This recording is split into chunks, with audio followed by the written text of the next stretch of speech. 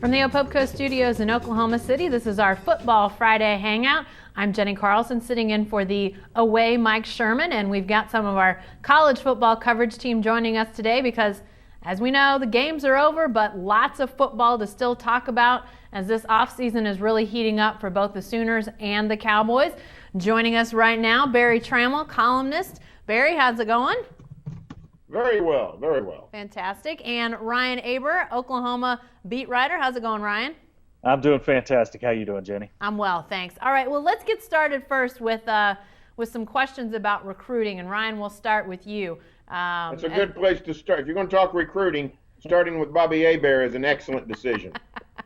Very well. We'll go with Ryan and maybe stick with Ryan, Barry, if that's the way things are going to be. Obviously, Ryan, things have picked up for Oklahoma here in the last week or so with commitments. Talk about how you see this class and maybe even looking ahead to that 2015 class. How is it starting to round out for the Sooners? Well, I think certainly they've made a big impact since the Sugar Bowl with the 2014 class, getting Joe Mixon to start, and then Natrell Curtis and a couple more here in the last week.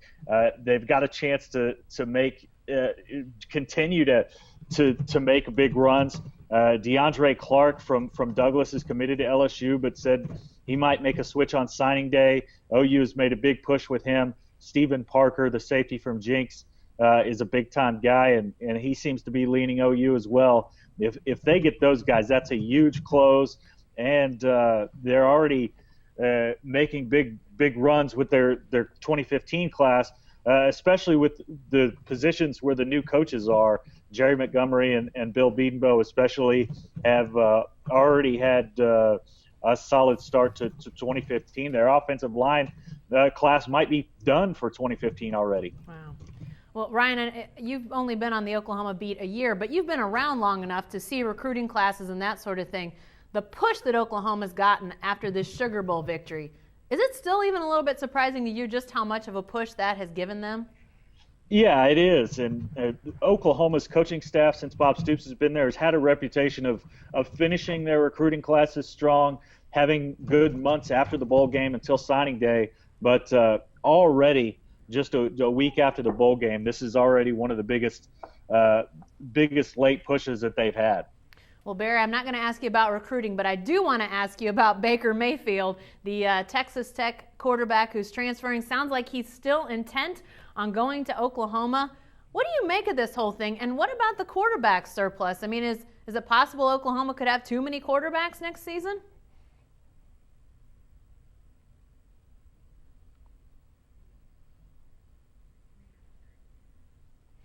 Barry, did you hear my question? Didn't hear any of that, Jackie. Oh, sorry. Okay, let's try it again. No, I didn't hear any of it. Okay, I'm not going to ask you about recruiting, but I am going to ask you about Baker Mayfield and the quarterback situation at Oklahoma.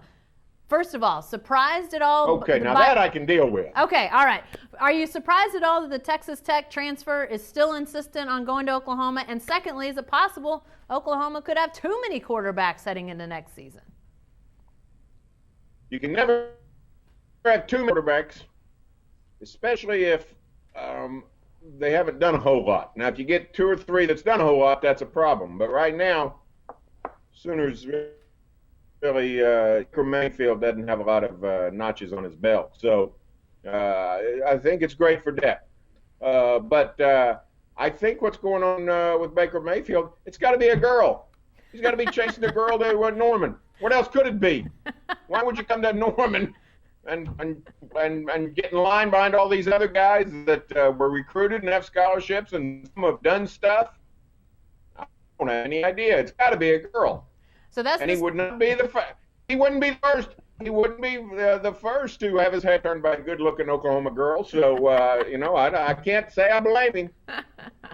So that's the story we need to break: is who's the girl, Ryan Aber? I don't know if you know the answer to that question, but where does Baker Mayfield play into this whole thing? Well, I think first of all, starting out, maybe it is a girl, maybe it's not. But he grew up an OU fan, which I thought was interesting. He said he came to a couple games a season here and was familiar with Norman. So, but as far as fitting in, they had a problem getting snaps for their quarterbacks last year in the spring. and they're going to have at least one, if not two more this year than they did a year ago. Kendall Thompson has already said he's planning on not transferring. He wants to stay in Norman and be a part of this. And when you add Justice Hansen, who's going to be on campus, and then a possibility of Baker Mayfield, he'd be good for depth. But sometimes you got to get these guys practicing, and it's going to be difficult with how crowded that quarterback room is. Definitely so. Hey, by the way, if you're out there watching us on the Hangout, you can submit your questions at newsok.com/live. We'll try to get to some of those as the Hangout goes on, and we may be joined a little bit later by Oklahoma State beat writer Gina Mizell, but we do have sort of a bit of OSU news. Bruce Feldman, national college football writer, is talking about potential candidates to join Charlie Strong's staff at Texas, which we're going to get to that subject here in a second, guys. But Joe Wickline, Barry, the offensive line coach at OSU, is apparently in the mix to possibly go to Texas and join the Texas staff. If that does come to fruition, we're just hearing he's in the mix. We're not hearing much more at this point. But if that does come to fruition, how much of a hit would that be to Oklahoma State? Oh, there'd be a huge loss. Joe's done an excellent job. He's one of the foundations of the program in a lot of ways. So that would be a massive loss for OSU. I wouldn't be too concerned right now if I was an OSU fan, because Texas has come after Joe before. They came after Joe 2 or 3 years ago when Mac redid his staff. So, Joe at that time liked living in Stillwater. He still does. Likes what he's got. He's really not much of a big city, Austin type of guy. 6th Street doesn't do much for Joe Wickline. But, some hunting ground and fishing grounds outside DuPain County, that's right up Joe Wickline's alley. So I think it's a good chance OSU keeps Joe Wickline. Yeah, that's actually something we'll just have to keep abreast of. I know Gina's probably working on that. Maybe the reason why she hasn't quite joined the Hangout just yet. But mentioning Texas and Charlie Strong, let's talk about that for a second, guys. Just impact, Ryan Aber. Let's start with you. How does Charlie Strong impact Texas with OU? I mean, do you feel like now this is changing the dynamic of the rivalry, or are we not to that point yet? I think it's hard to say right now. I think in the short term, they've struggled with recruiting. They've lost several,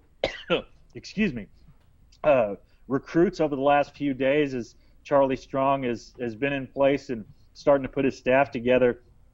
And it's going to be hard to recover from that in the short term this year. But long term, I think Charlie Strong is a decent fit football-wise. I'm not sure how good a fit he is culture-wise down there. And with all of the added things that you have to deal with at Texas that you don't have to deal with everywhere else, the number of high-profile boosters, as we saw with Red McCombs the other day in his comments, and the Longhorn Network obligations that they have to go through is something completely different at Texas. Well, Barry, you wrote about some of those very things in today's newspaper and on the website, that you feel like, Texas obviously a good job when you've got the money, you've got the recruiting ground, but you can't consider it the best job in college football because of some of those things that Ryan just mentioned. I thought a great point about, Red McCombs is just one of those guys. We've got frozen Barry, unfortunately. But Gina, let me throw it to you. Gina Mizell, our OSU writer, joins us from Stillwater. Gina, we were talking about the impact of Charlie Strong on OU. What about OSU? Obviously he's been in the office probably 3 or 4 days, but do you feel like this changes some of the dynamic with Texas and Oklahoma State? Well, it sounds like he might be trying to hire Joe Wickline, so that right. would be the first thing right there. Bruce Feldman just put out on Twitter less than 15 minutes ago that Joe Wickline is apparently in the mix to join Texas staff. So that would obviously be a huge impact if they could lure him away from Stillwater. Obviously, been checking on that and so on and so forth. But yeah, certainly, Oklahoma State's had great success against Texas the last 3 or 4 years, 4 or 5 years really, winning 3 times in Austin in the past 4 years. So it's going to be very interesting to see what Charlie Strong brings and and if he can kind of light a fire under this group and just what he's able to do. But certainly, if he can pull Joe Wickline away, that would be a huge impact right off the bat for Texas and Charlie Strong. Yeah, that's something we were actually talking about a little bit earlier, just the impact that Joe Wickline has had, and obviously would be a loss if he was pulled to Austin. Hey, Barry, lastly, on the coaching carousel, before we get to some questions, by the way, you can submit your questions, newsok.com/live. We'll get to a few here in a second from our college football experts. But, Barry, lastly, on the coaching carousel, as we look, were you more surprised at Bobby Petrino back to Louisville, or the possibility that Lane Kiffin once more gets a great job potentially going to Alabama as the offensive coordinator? I'm more surprised at Lane Kiffin. You knew Bobby Petrino was going to get back. But back to Louisville for crying out loud? Well, I mean, Louisville. We're not talking about Dartmouth here. We're not talking about Vanderbilt. We're not talking about people that try to still have some standards. I mean, we're talking about a big-time college football program that will do whatever it takes to win. So, if you're gonna hire a snake, at least hire a snake well. So, I mean, Louisville's going in with its eyes wide open. So, I'm surprised at Lane Kiffin. He seems toxic to me. I don't know if he's going to get the job at Alabama. It's possible that Nick Saban is just doing him a favor. Old friends with Monty Kiffin, maybe trying to give Lane a little bit of a boost. Just in association with Nick Saban, being a pre-bowl consultant, getting a post-bowl interview, puts Lane Kiffin at least higher up the food chain in people's eyes. Maybe helps him get another job somewhere else. So I'm a little surprised at that, more so than Bobby Petrino. In fact, I'm not saying I predicted it, but when Charlie Strong went to Texas, I said, well, heck, they can go hire Bobby Petrino. And then danged if they didn't do it. So, no, if you win, you're going to keep getting chances.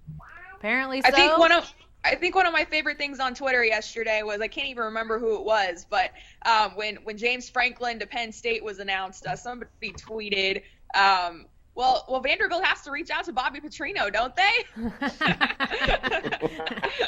I guess my thought is, would anybody be surprised in a year or two if things keep going south at Florida and Will Muschamp gets axed, if Bobby Petrino doesn't make a quick phone call down there? I mean, it's going to happen, right? I mean, that's who he is at this point. It's what Bobby Petrino does. There's no question about that. The way he left Louisville the first time, which they can't seem to remember anything about that now. The way he left Atlanta, and then obviously everything that happened in Arkansas and those situations. It's amazing how much these coaches keep following up. Yeah. And nobody's done it like Lane Kiffin, the other guy in this conversation. Yeah, hard to believe that that keeps happening for him. Okay, let's get to some of these questions at newsok.com/live, guys. Let's start with you, Gina. A question from Cowboys Rule. The question is, if you had to project a starting wide receiver core for Oklahoma State next season, who would you go with? Who are those guys in the starting unit in your mind, wide receiver-wise, next year? All right, well, I'll go 2 inside guys and 2 outside guys, and I'm going to say on the outside, it's going to be Jawan Seals and Marcel Aitman.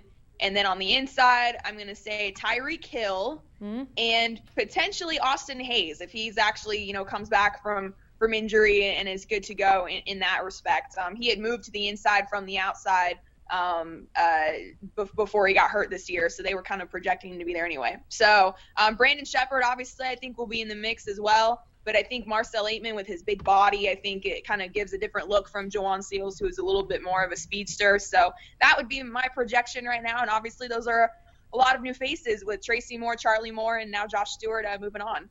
A follow-up quickly, Gina, about the wide receiver situation at Oklahoma State. With Josh Stewart leaving, which is something we have yet to discuss, but we will here in a minute. But with Josh Stewart leaving, Cowboys Rule says, I wish the coaches would have played samples this year instead of redshirting him. Your thoughts on that?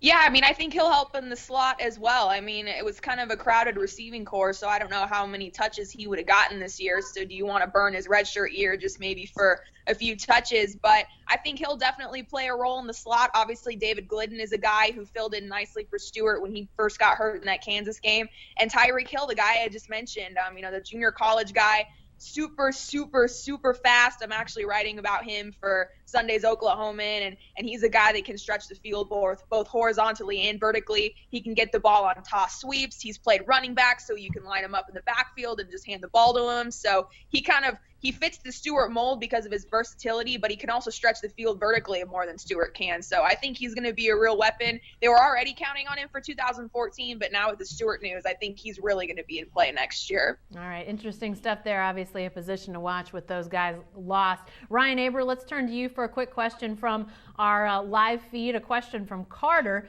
He says, I'm still worried about the Sooners tight end situation. I know they signed a JUCO guy the other day. Do they still believe McNamara will evolve into a real threat at that position? What's your assessment, Ryan, of a tight end position for Oklahoma? I think it's certainly something that they want to make a little bit more of a place on the field where they can get plays made from.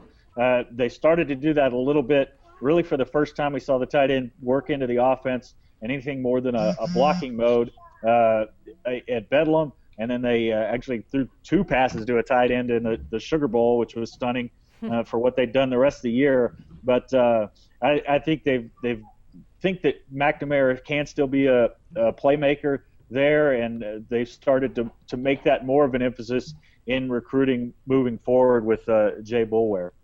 Let's go back to another question. Barry, we'll come to you with this one from MD.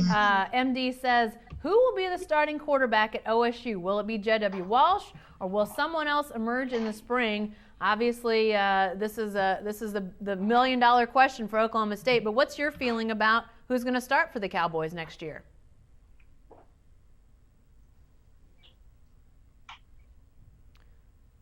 We see silent Barry. What position are we talking about? Oh, quarterback, Barry. Who's going to be the starting quarterback?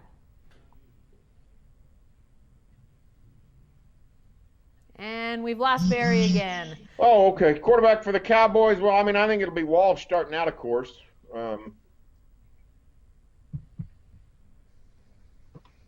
Let's try Gina real quick. We'll hop back to Barry here in a second. Gina, what about starting quarterback for the Cowboys? Well, I think Mason Rudolph's eventually going to win the job. Now, is he going to start at Jerry World against Florida State on August 30th or whatever that day is? I'm not quite sure. I think J.W. Walsh might scrap it out and kind of win the job initially. But Mason Rudolph is clearly the direction that the Cowboys want to go as far as going back to the air raid offense and playing that style of football, especially with some of those young receivers that they've got that they expect to be big playmakers. So, if you're asking who I think is going to start in September, I think it still might be J.W. Walsh unless, Mason Rudolph just comes out and lights it up in the spring. But I think by November, I think it's going to be Mason Rudolph. I think they're going to take the training wheels off and let him go. All right. Well, definitely we'll be following that for sure throughout the spring and next year. But a big question for the Cowboys, clearly losing Clint Shelf. Ryan, let's jump to you lastly for another question coming from the newsok.com/live page. And this one comes from Sooner Glenn. He says, what's the deal with Alex Ross, the running back from Jinx? Is he in the doghouse or what? Well, I think certainly when you give him his first chance of the year and he takes a swing at somebody, that's going to lead to the coaches not being particularly pleased with him. Now, I think he's certainly got a chance to make an impact down the road with all of the running backs that they lose this year. Brennan Clay, Roy Finch, and Damian Williams, who has gone for the team for the last couple games of this season. They feel really good about Keith Ford and the things he's done. Obviously, Joe Mixon coming in is going to have a chance to make an immediate impact. But there's going to be room for Alex Ross. They like moving 2 and 3 running backs in there. Alex Ross has shown plenty of potential in practices. They feel good about where he's at, but certainly they want him to keep his head a little bit better on the field the next time he gets a chance. All right, guys. In our last 10 minutes here of the Football Friday Hangout, let's talk bowl games. One more rewind before we put that in the rearview mirror, and then let's talk about some potentially departing faces and one departing face already. But let's start with the bowls. We talked last Friday at length about the Sugar Bowl because it happened on Thursday, but really haven't talked about the Cotton Bowl much in Football Friday, Gina. And I'm kind of curious from your perspective, obviously a close loss to a really high-ranking SEC team for the Cowboys, but what do you feel like the long-term impact of coming close but not winning that game? What do you really feel like the impact for the program is? Well, it was certainly a disappointing end. I mean, I don't think there's any way around it. You look at the Bedlam loss and you look at the Cotton Bowl loss, and 2 games that the Cowboys had a chance to win or had a chance to tie, with a field goal potentially in the Cotton Bowl before Clint Shelf's fumble, and just didn't get it done. Justin Gilbert doesn't haul in that interception. The defense doesn't get the big stop. And the offense commits a big turnover in the Cotton Bowl. So it's hard to be disappointed with a 10-3 season, especially with some of the adversity that Oklahoma State went through at the beginning of the season or towards the middle of the season, kind of before the offense got stabilized. But, the 2 close losses at the end, especially the rivalry game, the Bedlam game, I think doesn't sit quite well with some Cowboy fans. But I think when everybody kind of steps back and looks at some things, I think 10-3 will be regarded as another solid season, another double-digit win total for this program. But, anytime you start to string those together, people's expectations go up. And I think that's kind of what's happened here. Seems like it's a sign of how far the program's come to some regard, to think it was disappointing to win 10 games and not quite have the season they wanted. Real quick, guys, let's project ahead in preseason rankings. Don't you love preseason rankings in January? Yeah. Oh, I know. Okay, let's start with you, Ryan. How high do you think the Sooners could go in preseason rankings? What's sort of that window in your mind? I think they could go anywhere from 2 to 5. I think Florida State, with the guys that they have coming back, is pretty clearly the preseason number 1. But when you start talking after that, OU's right there in the mix with any of those teams. Ohio State's going to be up there, obviously, and some of the Pac-12 schools. But they're going to be really high in the preseason yet again after going through into this season with low expectations and exceeding those. I think OU's going to be right back to where they have been for most of the last 15 years. Gina, similar question to you. What's sort of that window that you see the Cowboys falling into when it comes to preseason rankings for 2014? I don't know if they will be ranked. I mean, I think a lot of publications or folks who pay close attention and see what the Cowboys lose, most specifically on defense with losing 7 starters. I think some people might, rank them in the 20 to 25 range, but I've seen quite a few that haven't ranked them, and I honestly can't really fault them right now just with everything that they lose. So, again, this is a program that's built very well through recruiting and through development. So again, is the team we see on against Florida State the same team we'll see in November? I think there's a great chance that this team's going to grow and still have a pretty successful season. But with the road schedule that they've got, they have to go to Baylor, they have to go to OU, they have to go to teams like TCU, a place they've never gone before, and obviously that Florida State game. I think it's going to be a bit of a challenge for Oklahoma State. So I don't know if they'll be ranked in the preseason or really at all throughout the season at all. Well, it will be interesting to see, obviously, and you're right, losing 28 seniors and breaking in a new quarterback, you have to wonder where people will put them.